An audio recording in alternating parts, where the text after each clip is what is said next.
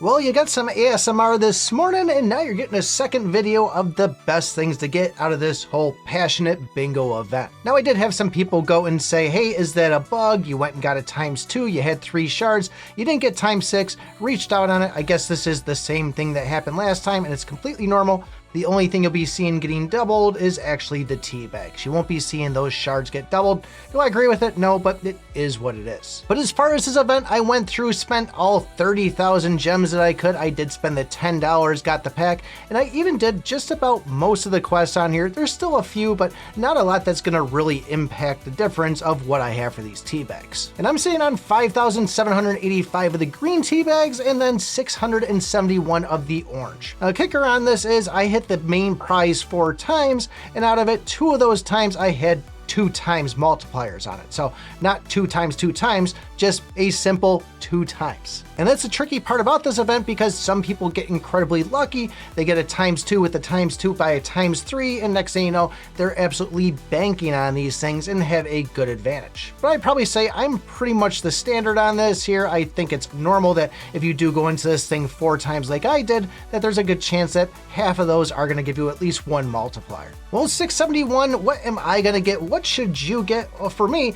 I still value these Awakened treasure boxes. So for me, I'm gonna go for this Meowstar one, gonna pick up one of the Sphinx and burn up all 400 of these things. And I'd probably say if you hit that point, wouldn't be a bad idea for you to do the same. The limited collection box, the Spring Orchid, the Susu, stay away from those unless you probably don't have Susu yet. Maybe just grab it so you can go and throw some levels on it, get those attack HP defense bonuses. But other than that, you're probably not gonna end up using it. The limited brand selection box can be a good one to go for. That Skeleton Spellblade, I do like that one. Considering going and getting some more for upgrading that, but really for most of you, your main priority should be these S-rank weapon selection box and the S-rank gear selection box, and the fact that you might still need to unlock some of those gem slots, and those are nice to have, be able to slot it, not to mention that percentage boost you're gonna get for unlocking that slot. Not saying you have to use it for that, you can go and merge that weapon, increase the rarity on it, but that's one of the main things I'd be going for if it was me. And even the S-Epic Legacy box, that's gonna be my next one that I'm going to be getting, because I already have the Knight of the End maxed out. Now I need to start working on some of these other ones, like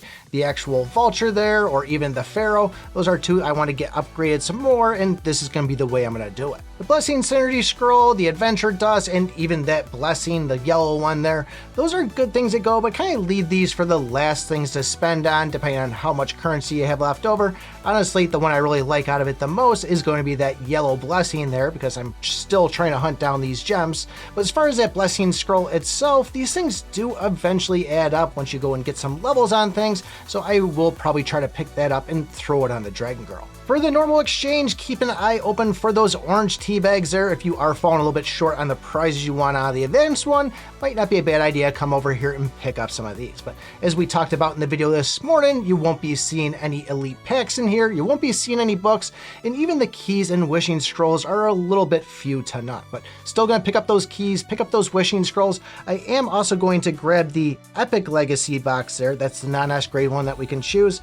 And I myself will probably go down and just grab some of those Everstones that I'm finally re-rolling those triple S stats. And I'd say for everybody else, legendary keys, wishing scrolls, and that legacy box, but once you get past that point, go up and start getting some of these Mount Core Awakened boxes. Yeah, you'll probably never use them, but just having that little bit extra speed you're gonna get from going and upgrading one of these things definitely will help you in battle. The lucky silver coins don't really seem that worth it for the price, and even those random boxes, I've been screwed by them so many times before. Don't do it to yourself. It sucks when you go and you spend the currency, they give you garbage, and I don't even really think I've ever gotten something that was at least useful. As I've also said before, a lot of times once you go and max one of these brands or heroes out, you can still get copies of them, and it does you no good at all when you have it maxed already, and getting more is just a waste of some of this currency. I haven't seen anybody saying anything about more stuff being added to this or being able to use more gems, so I think this is what it is. Burn through this fast, have fun, and then just play the game as normal, I guess. But if you missed that video from this morning and want some ASMR in your life, take a look at this video right here.